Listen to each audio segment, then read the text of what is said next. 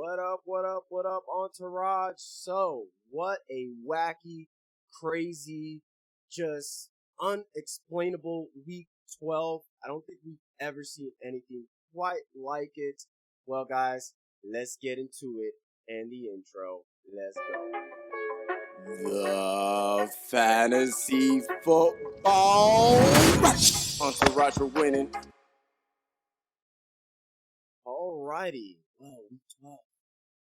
Well, before we start everything, Cyber Monday, last day to take advantage, giving my DFS lineups, my bets. Even though it was my first losing week, I hate it. But that just means next week is going to be phenomenal because I'm going to be putting in the extra time. There's a lot of things I picked up this week.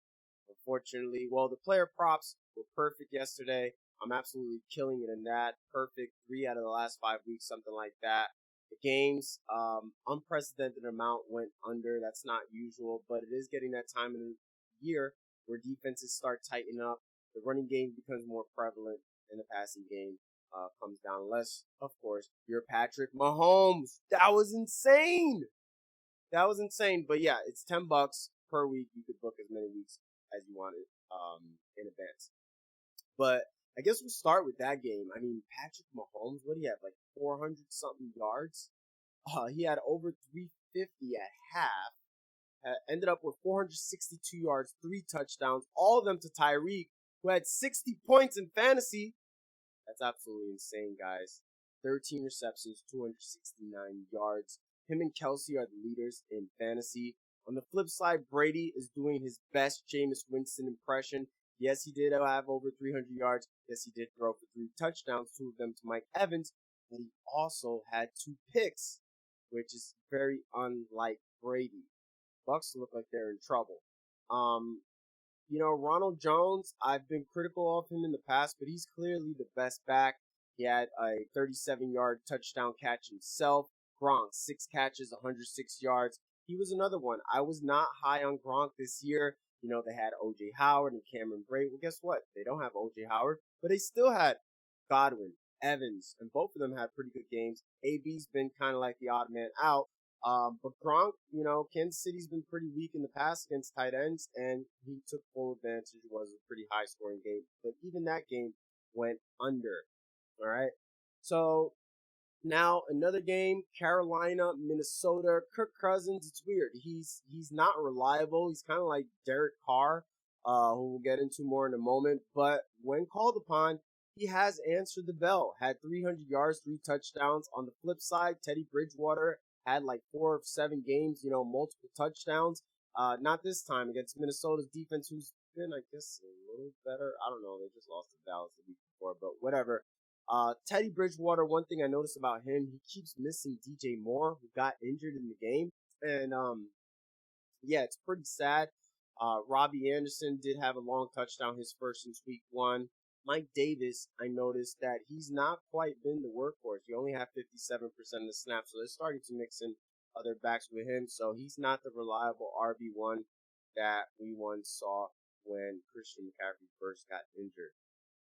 All right, Dalvin Cook also got injured that game, didn't have his best game in what was a great matchup. A lot of people played him in DFS. 18 carries, 61 yards only. Jeez. The Cards and the Pats, not much to say about this game except Kenyon Drake. He's been their workhorse, definitely as far as, ball carrier. 22 carries, 78 yards, 2 touchdowns. So he's been on fire since he came back from injury. Nothing else to talk about. D-Hop had like 10 points. Murray didn't throw for a touchdown. You don't want to start anybody with confidence on the Pats, but James White did have 2 touchdowns. I would not expect that to be consistent at all. Browns and Jags, Nick Chubb, ever since he's been on fire. He's clearly the better back. A lot of people, earlier in the year were talking how Kareem Hunt's equal to or better than Chubb. Obviously that's not the case. Glad to see he was able to get in the end zone. Glad to see Landry had himself a game. 8 catches, 143 yards, and a touchdown, his first 100-yard game. But again, that's not somebody I would count on as well. Mike Glennon looked like the best quarterback we've seen so far for the Jags at 235 yards and 2 touchdowns himself. James Robinson is the real deal. He's one of the few bell cow backs, and he's, kind of matchup proof and game script proof because they have included him in the passing game as well. He had 22 carries, 128 yards, and a touchdown. Giants and Bengals, another two teams you don't really want anybody on either of these teams, especially now Daniel Jones is out. The Giants barely beat the Bengals. The only person I could really trust on the Giants is Gallman, and I guess to a lesser extent Ingram, although we'll see how that is with Colt McCoy as the quarterback. But Ingram had 6 catches, 129 yards. Cincinnati's not the best defending the tight end, though, but Gallman has been Mr. Consistent, double-digit games in like 5 straight weeks. 24 carries, 94 yards, and a touchdown. So Gallman is definitely in that RB2 category range. And Higgins, talent over everything, even with the backup. A touchdown saved him. He had 4 catches, 44 yards. But again, Giovanni Bernard, forget about him. Forget about any Bengals, relying on them on a consistent basis with a backup. Same thing with the Giants. Slayton, you could drop him. That was somebody I was high on going into the season, but he wasn't even getting it done on at least a consistent basis with Daniel Jones. With Daniel Jones out, you could drop Slayton. Titans and Colts. Boy, Derrick Henry. When those temperatures start coming down and it becomes November, December, this guy just keeps getting stronger. It's hard to take out 240 pounds, especially when you're in week 13. Everybody's hurt. Everybody's banged up. And Derrick Henry in what's been a very good rushing defense. 27 carries, 178 yards, 3 touchdowns. A.J. Brown continues to be efficient. He didn't drop the long touchdown this time. He would have had another one when they first met. 70-yard touchdown he dropped. This time he goes 4 catches, 98 yards, and a touchdown. He had another touchdown on special teams as well. From the Colts side of the ball, I warned you guys about Nyheim Hines. And this is one thing you'll notice. One game does not have to do with another. Just because you go off one game doesn't mean you face the same team and the same results. Nyheim Hines only had 10 carries, 27 yards. Hilton, that I mentioned, he had his first touchdown.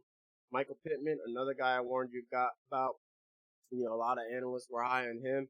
I cannot trust any receiver with Phillip Rivers. He only had 4 points despite a beautiful matchup. Saints and Broncos, with Taysom Hill, I don't know if they're going to switch over to Jameis Winston. It's going to be hard to do that because they're still winning games, but he's not a good quarterback. His value comes in the run game. He did have 2 rushing touchdowns, but Kamara's taking a hit.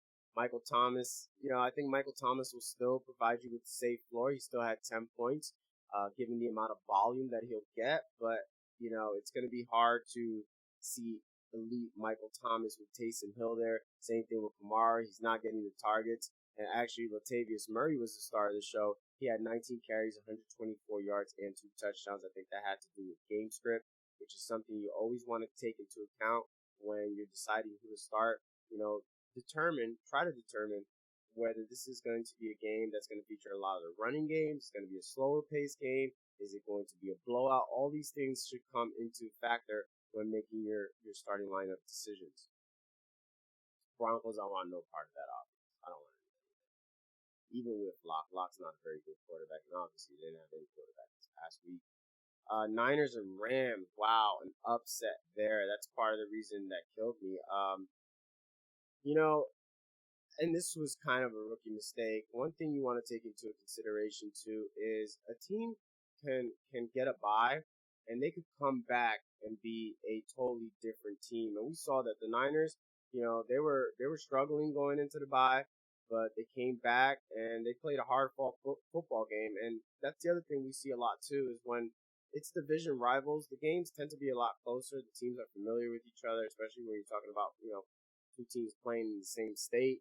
Goff, I call him the Derek Carr of the NFC. I mean, he won a big game against Tampa Bay, and then he comes out here and he doesn't even throw it for a touchdown against the 49ers. But, my hat's off to the 49ers. Kyle Shanahan's a phenomenal coach. For him to be so undermanned and beat the Rams, that's pretty crazy. Deebo Samuels, here's another tip for you guys. And we saw this, we've seen it week in and week out with players coming back from injuries. Guys, especially when we're talking about receivers and running backs, even more so. If they're playing, it's because they're ready. Like, it's not like basketball where you could be like 80% and play. Like, you have to be pretty close to 100% for you to be put out there and, ready to take hits. This is a grown man sport. So when guys like Eckler are playing, you gotta treat them that way. Guys like Debo, I mean, first game back from injury. Are you kidding me? Against the Rams, 11 catches, 133 yards. This is after Aaron Darnold, when asked about Debo, there he was like, "Who? Who is that?" Well, I bet he knows who Debo is now. A big part of that upset. Robert Woods continues to have as safe floor as anybody. He still had 7 catches and 80 yards. One of the few bright spots. Cam Akers, somebody I've been telling you guys to stash all year. This is another thing, guys. It's very important that we don't fill our bench with marginal bye week fillers. My bench is always loaded with potential league winners. It's been like that with Dobbins, with Akers, and I know it's hard to keep these guys, and sometimes you can't because if you have multiple guys on a bye, you need to drop players. I get it, but Cam Akers has probably been in and out of waivers all season long. Hopefully you guys got him. If you don't, obviously he's going to be a priority waiver. 9 carries, 84 yards and a touchdown. So Cam Akers definitely did his thing. I think he's about ready to take over that backfield. He's clearly the best talent, that's for sure, over Darrell Henderson and Malcolm Brown. Um, Las Vegas. I mean, again, Carr, player I warned you about. People ask me why was Carr so low in my rankings, and I obviously had him too high because I think I still had him top 12, but a lot of people felt he should have been higher. But I've seen this from Carr. It's like, every time he has a softball matchup, he disappoints. And I've learned that, and I've played him. I even played him last year in DFS. That's why I knew to stay away from this guy. I didn't play him in any DFS. Unfortunately, I didn't play Patrick Mahomes either. But this is what Derek Carr does. What Derek Carr does. He just plays against Kansas City and everybody else. He's average or throws up a clunker. That was an embarrassing performance. And that's another tip. I should have bet this. I didn't. But the whole time I was thinking this is the perfect spot. And I think I even mentioned it in my DFS video for an emotional letdown. After a crushing defeat to your division rival, then you got to travel across the country for a team that you're expected to win. It's, any given Sunday. And we saw that this week. Jacobs, what a big disappointment. Apparently he has an injured ankle, so Devontae Booker might be a hot commodity for waivers this week. But not much to say or like about Las Vegas. Atlanta, similar team. The only player you really want there is Ridley. He did his thing. I mean, Ryan threw for 2 touchdowns, but only had 185 yards passing. Ridley 5 catches, 65 and a touchdown. Everybody expected Brian Hill to do his thing. Instead, it was Ito Smith with a touchdown, 12 carries and 65 yards. However, I wouldn't trust either one of those backs. If they can't, blow up against Las Vegas, I don't really expect them to do it against anybody else. And then Miami and the Jets. Fitz did his thing, had had 2 touchdown passes, 257 yards. One of those touchdowns to Gesicki. Nice to see he's still alive, but only 2 catches, 35 yards, saved by that touchdown. Devontae Parker. As long as Fitz the quarterback, he becomes, a good high wide receiver too. 8 catches, 119 yards. Although it was the Jets.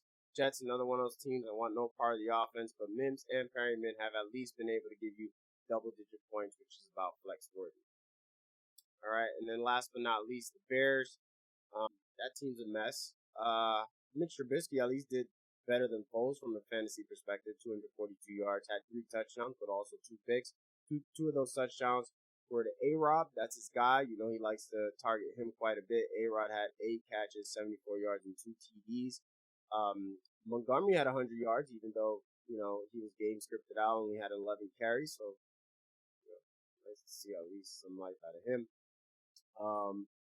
And then Rodgers, super efficient, only 211 yards, but had 4 touchdowns. Tanyan had 1. Adams. So, looks like the Packers are on a roll. Looks like Rodgers is back. Only really had that one bad game against Tampa Bay, which Mahomes just lit up. I don't know what's going on with that Tampa Bay defense. They seem to be regressing. But yeah, there you have it. That's week 12 in a nutshell. As always, guys, if you have any questions, let me know on the comments. If you want to participate in the betting, the DFS, I'm doing both lineups, bets, player props, all of that, $10 to purchase them any week in advance. I promise you we're going to have better weeks than what we had this week. Still crushing it with the player props. And yeah, guys, until next time, peace.